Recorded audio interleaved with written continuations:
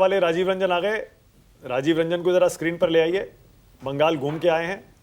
और शिवम त्यागी बीजेपी से आ गए। स्वागत दोनों का। पहले शिवम त्यागी को लाइए जरा। शिवम, ये टुडेज चाणक्य के आंकड़े आ रहे हैं और टुडेज चाणक्य के जो आंकड़े बता रहे हैं, आपके सामने दो चैलेंज खड़े हो सकते हैं शिवम, और जो छोटे मोटे चैलेंज नहीं है। बंगाल का आंकड़ा भी टुडेज चाणक्य का आया नहीं है, जब आएगा तो मैं दिखाता हूं। पहला चैलेंज आपके सामने आने वाला है केरला में और दूसरा आने वाला है तमिलनाडु में। असम में तो आप जीत रहे हैं, ये टुडे चाणक्य भी कह रहा है।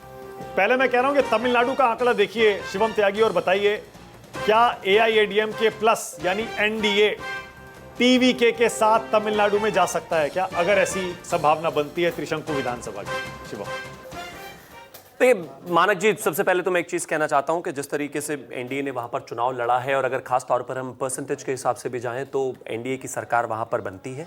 लेकिन हाँ, तमाम पोल्स को जो देखा है, इसमें कहीं कोई दो राय नहीं है। वहां पर TVK के लिए जो एक तरीके से सर्ज दिखाया है, अविश्वसनीय है।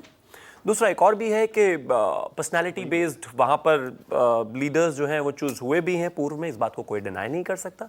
लेकिन जहाँ तक बात गठबंधन की है, मैं ऐसा समझता हूँ कि इसको लेकर किसी भी तरह का कोई चर्चा का विषय ही नहीं है। 4 तारीख को जब रिजल्ट्स आएंगे तो NDA बहुमत के साथ सरकार बनाएगा और उसी को लेकर आगे जाया जाएगा। ठीक है। दूसरा चैलेंज आपके सामने केरला में आएगा।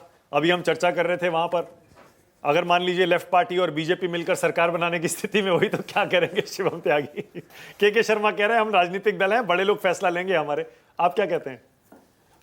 लेफ्ट पार्टी तो टुकड़े टुकड़े गैंग है, उनके साथ कैसे जा सकते हैं आप? देखिए, मैं एक ही चीज़ कहना चाहता हूँ कि बहुत सारे जो पॉलिटिकल एनालिस्ट कहिए या सीनियर पत्रकार कहिए, वो कुछ चीज़ों को लेकर ऐसा कहते आए हैं पूर्व में कि लेफ्ट और भाजपा में काफ़ी सारी समानताएं देखी जाती हैं। हाँ। लेकिन मैं ऐसा मानता हूं कि ये निर्णय जाहिर है शिवम त्यागी कैसे बता सकता है, बट लेकिन इतना तय है कि हाँ, विचारधारा अलग है और कोई ऐसी स्थिति नहीं है। भारतीय जनता पार्टी वैसे भी वहां संभावनाओं का खेल है, ये सुन के अब हम थक चुके हैं। नहीं, लेकिन भाजपा वहां वैसे भी सरकार बनाने की तो कोई स्थिति वाली बात ही नहीं थी। हमें अपना कैडर मजबूत करना है, चीजें बेहतर करनी है, वोट शेयर को इंप्रूव करना है। कितना ला सकते हैं वो एक देखने वाला विषय होगा।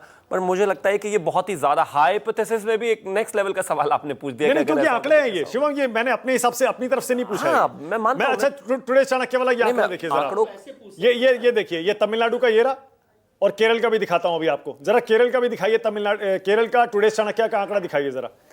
टुडे चाणक्य का केरलम का ये आ गया आंकड़ा। देखिए यहां पर बीजेपी को 7 मिल सकती है, LDF को 64 मिल सकती है, 140 सीटें हैं। अब मुझे बताइए क्या ये दोनों मिलकर सरकार बनाएंगे क्या? नहीं, देखिए मुझे तो खैर दिखाई नहीं दे रहा है। तो मैं और राजीव जी बंगाल से क्या है, आपने हम दोनों को दूर बिठा दिया।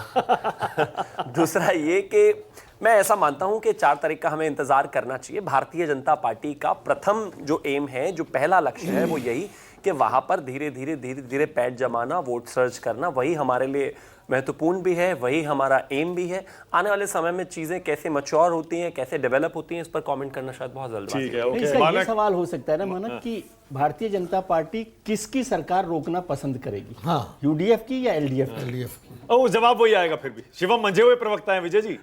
नहीं, सरकार बहुत तेज हो गए हैं, बहुत तेज प्रवक्ता हो गए हैं। नहीं, प्रवक्ता वो बहुत तेज है। अब इनको फंसाना मुश्किल है। फंसा नहीं रहा, मैं तो समझना चाह रहा हूँ, मेरे को फंसाना थोड़ी है। हाँ, राजीव रंजन कुछ